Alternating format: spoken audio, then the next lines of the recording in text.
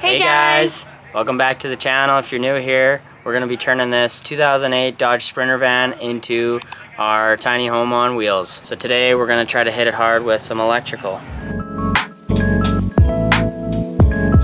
I got a rough little drawing here, just kind of how we want to do it and how our layout's going to go. And today's just kind of going to be running all the wires. We'll probably hook up a couple receptacles and switches just to kind of see, that everything's operating as it should, and nothing's gonna light us on fire here. So we'll see how that whole process goes. But yeah, we'll show you just kind of how we are gonna wire it all up and go from there.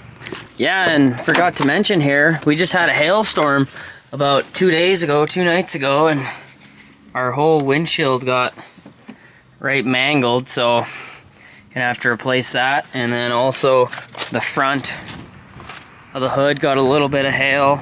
The camera probably won't pick it up, but because it's really not that horrible. Maybe it does see it a bit. And then up top a little bit. Other than that, it's pretty good. So hopefully we can find someone to pop those out or something, or maybe just replace the hood. We'll see if we can find a parts vehicle, but yeah, it's pretty unfortunate. Oh, and it actually damaged this mirror here too, this mirror light, so that's gonna have to probably get a fix, but overall, not too bad.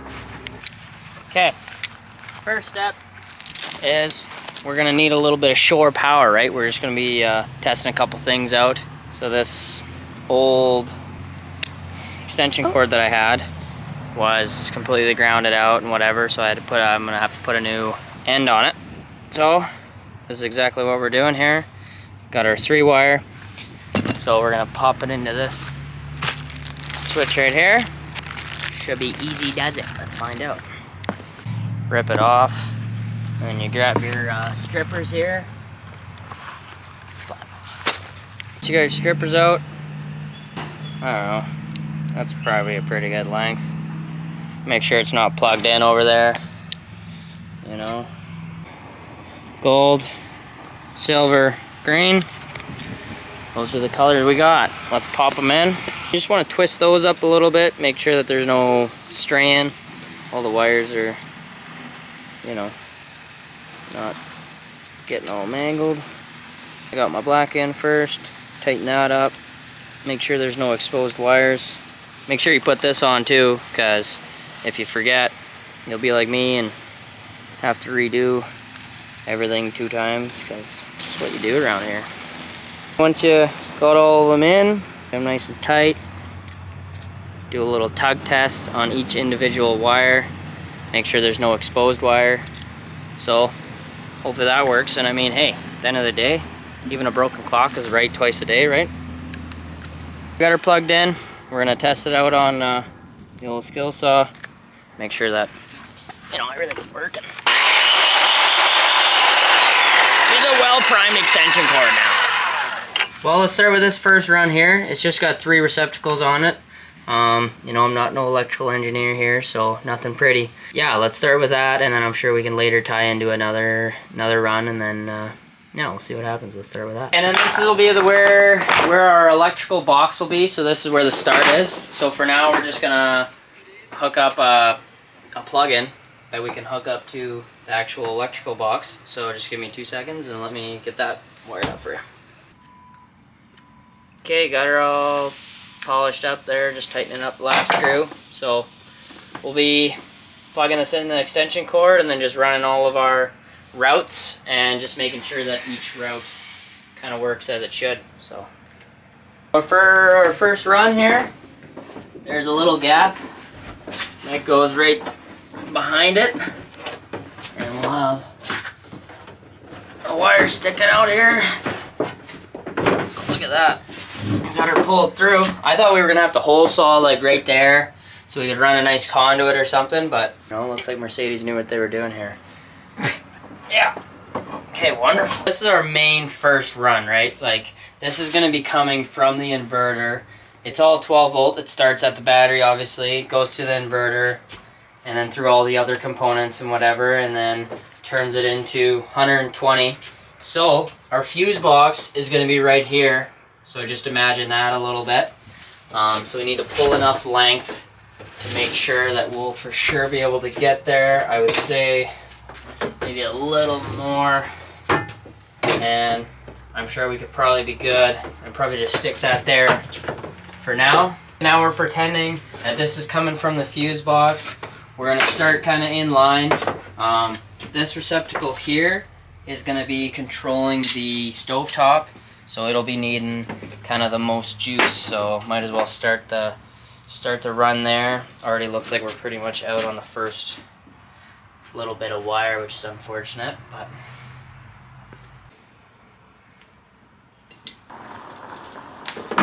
Okay.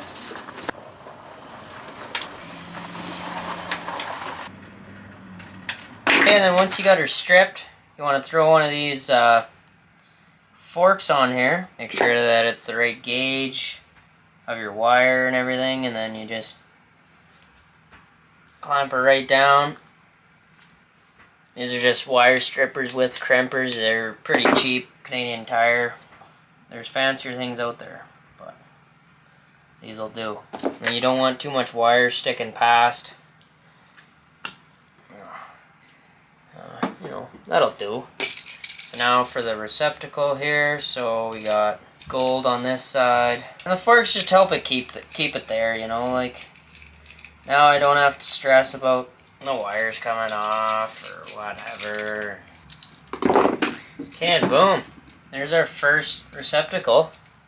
So, you know, not a bad gig. So I think we're just gonna keep kind of like daisy chaining from one to the other. Okay, then what I'm gonna do is just test the outlet itself. Make sure that I obviously did it right. I would assume so, like it's visible, but plug in your thing first, so that way you don't have to be exposed to all the wires and such. So as soon as you plug her in, there we go. Phone is charging. So as long as you do that with all your receptacles and such, you know, you should be good to go. We're gonna figure out which outlet is gonna be using the most amps and stuff like that, and then which ones need to go on their own runs and whatever else. So if you get a little confused of what I'm doing, hopefully I can explain it enough, but you'll hopefully it just makes sense. And then there will be some daisy chaining just from one receptacle to the other, and that's usually if you'll never be using those two receptacles at the same time, or whatever you have plugged into there isn't using a lot of amps. So yeah, also wearing a different outfit, and it was getting pretty warm, so I just figured I'd change. And then yeah, we're gonna try to hit her hard and just get everything where it needs to go. We probably won't do any more terminating like this on the receptacle. We'll probably just be running it there and then giving it lots of length, and then that way later when we put in our lights and our receptacles and all that stuff, it'll just be just a quick termination and done deal. Okay, so this will be our second run, and it'll just be going along with right there. So we'll grab a tire up. I just put this sticky back on there. Well, yeah, you pretty much just do that. You don't want to tug too hard, apparently. You know, that's why they call me tugboat, you know. Then there's that. So I'll probably put another sticky back right about there. Doesn't have to be perfect. You know, it's all gonna be hidden. You know. Then this is where my run starts. So I'll have a wire that's long enough to reach from here back to the second receptacle, which is right there. Should have plenty of length. And then what we'll do is put another sticky back right there. Just hold it up. So that'll be one run by itself. So now this next one starts right about there. And then we'll give it enough length, because we don't 100% know the full location, but this is just the rough estimate. So that'll be going right there. And then we have another receptacle that's going to be going on the end of the cabinet right there. So we'll have a wire that starts there, runs to about there, and then pull a little extra. And we should have lots of length to get right about there. Should be good. Okay, so that should be plenty. This is our next run. We just went from the fuse box all the way over, and then we're actually gonna have like a hidden outlet behind the sink, like under the sink. And then just in case we forget something and we need to have a plug-in but don't want to have wires laying around and stuff. So we're gonna have a hidden one there. So that's gonna daisy chain from there out to another receptacle that is gonna be right about here on the side of the cabinet. And then gonna snip that, give it lots of length, should be good. And then we're gonna have one last receptacle, and it's just gonna be like right beside our bed, just for, you know, if we're feeling lazy and just wanna lay in the bed and charge our phone. And that's pretty much it for the 120 and all the receptacles. I'm sure we're probably forgetting something, but you know, that's a future problem. So we actually ended up having a little bit extra wire, so that's kind of sweet. We might have to use that somewhere else. Okay, some of you might be wondering, like, why are we doing electrical before framing and such? Just the way we're gonna be doing the framing, the electrical shouldn't get in the way. So you'll see how that all works out. But yeah, we're gonna start with some DC now. So we got more of that than the 120 stuff, that's for sure. Let's get into it.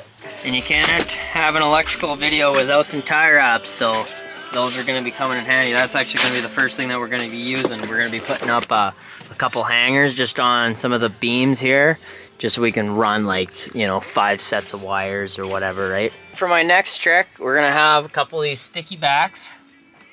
We're going to be doing the longest run first, pretty much, so, you know, you got to get those big ones out of the way. So yeah, as you can tell, I'm just grabbing these sticky backs, popping them on the wall there, and it's super light wire, so it shouldn't have too much trouble being able to hold on.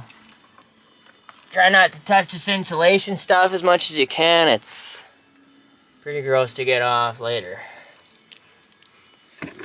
Yeah, simple does it. For our build, we're going to be using 14 gauge wire for most of it. I'm sure there's a couple things that we're going to have to upsize, but for now, just going to be running a bunch of this. Let's do it.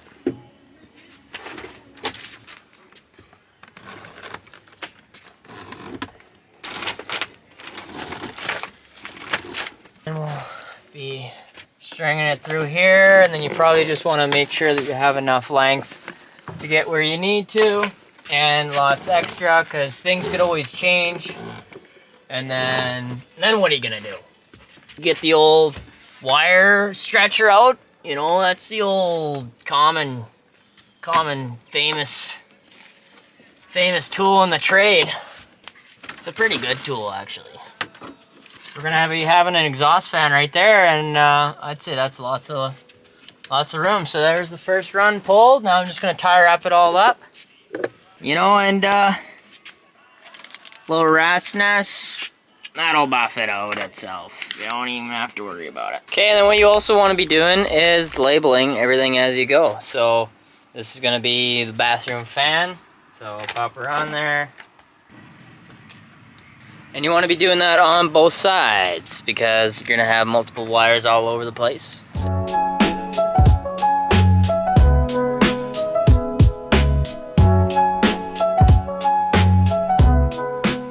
So we might have ran into a little bit of a problem here that I'm just trying to troubleshoot right now. This wire needs to be ran all the way down to the ground pretty much. We're gonna have a toilet there and it needs a little bit of power, but because the way we did our framing, we wanted to not eat up as much area as possible, so we put everything flush. Like some people, they just put this plywood on top of here and then run that along, and then that way you can just run your electrical on the side of it, because you'll have that, you know, 5/8 of an inch gap or whatever. So now I'm just trying to think, like, I don't know, did we rush with putting on the insulation or what?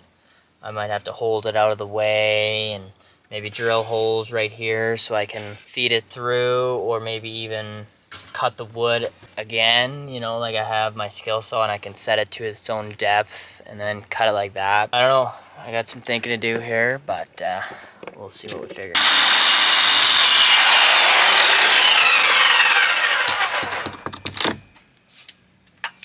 Hey, I mean, That's a pretty clean cut, and I didn't get no metal there. So what I'm gonna do is, I'm just gonna cut that as a little bit more of a gap for my wires to come down. That way it can clear everything, and then it can hop behind these walls and just kind of ride like this.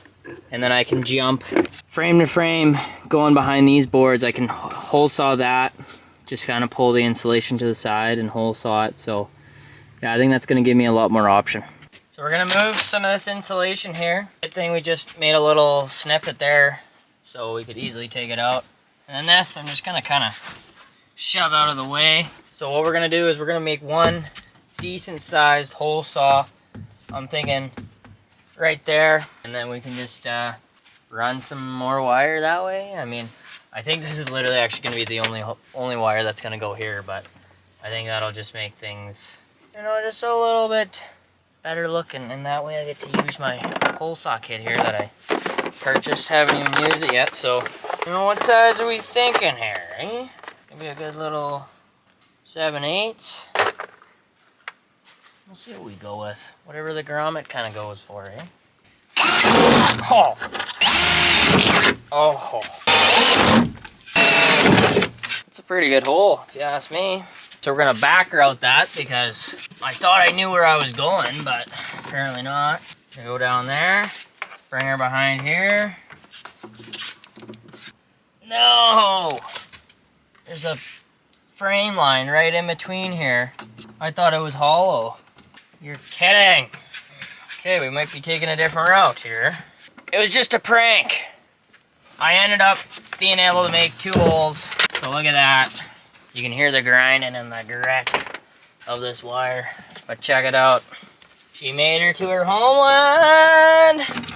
The toilet. But we're gonna have to put some grommet on all this because I can hear it grinding already, so you don't want too much of that. That's just trouble. But hey, we got our wire ran. Willy's Wild Workshop here. You know, get her done. Okay, we're back with it. We purchased some 10 gauge and some 12 gauge because we figured out a couple of our things are gonna be definitely using more amps, so you know, you always wanna go up in wire size. That way you're not burning down the whole house. So this will be for my fridge here.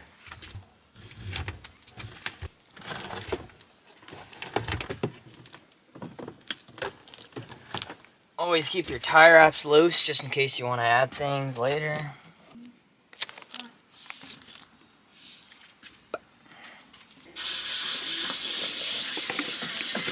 Got this side completely wired. Got the water pump down here, the water heater. It's all DC, so it's super straightforward. Just a red and a black to it. This looks like a little bit of chaos. Ugh. Woof. Yeah, so I got all that. Now I'm just doing the other side. I just got a Starlink right up top beside the exhaust fan that we're gonna put, and then I just need to run some wires for the exhaust fan itself, and then lights, and then that should be the last of it. And then obviously I'll have to show you all the fuse panel and all that stuff, but we're not quite there yet. That might be in a different video, so we will see. This might just be all the pre-wiring and such. Okay, it's a new day. Let's get these lights down. Just didn't have time yesterday to get it all dolled up, but yeah. I just did the math with what kind of wire and what kind of lights we got running. We can put up 72 of these puppies, so she's gonna be a bright man. No, I'm just kidding. We're just gonna go with 6. I think 1 at the entrance here, 3 down the middle, 3 down the middle here, and then 1 just above our sink. So, you know, you can see what you're doing when you're washing your toes in the sink, right? But yeah, you know, let's see what we can get done. Yeah, so I just put in a couple of these wire hangers because it's kind of an awkward spot to put those sticky backs. So I just kind of feed them through. A lot of people, they hold it up there and then pop them in, but you know, I was just feeling like there's probably a better way to do it. And you know, got that. We're pretty tight on wire. Like this is gonna have to reach all the way to here, and I mean it does reach. It'll get all 3 of those lights, but it'll be really tight, so I might have to upsize wire, but it's all right. Okay, just to try to kind of explain this a little bit. This is the entry light. I have one wire that's just like a horseshoe, and it's gonna go from the distribution box to the switch, and then I have another wire running from where the switch is gonna be to the entry light. So that's that white wire right there. I just tie wrapped it with the other black one there. We got that as the entry light, and then right now I'm doing the main lights that are gonna be down the main strip. So same thing, a horseshoe wire that's just gonna be going from the distribution box to the switch, and then from the switch up there, just to give you a little bit of an idea of what I'm doing there. So now what I'm gonna be attempting again is my little razzle dazzle trick where I cut the plywood in a little bit of a gap so I can run my wire through there, because we don't want to be having a bulge there later, because we're going to be putting the roof right onto the plywood itself, and yeah, you know, that's just not acceptable. Got to make sure that this is tight and right, and now let's see if I can pull it off. Still got her on the same setting as I did the other day, so right here there's no screw or no bolt or nothing, so I'm just going to take my saw, keep it flush. Get my little hammer here.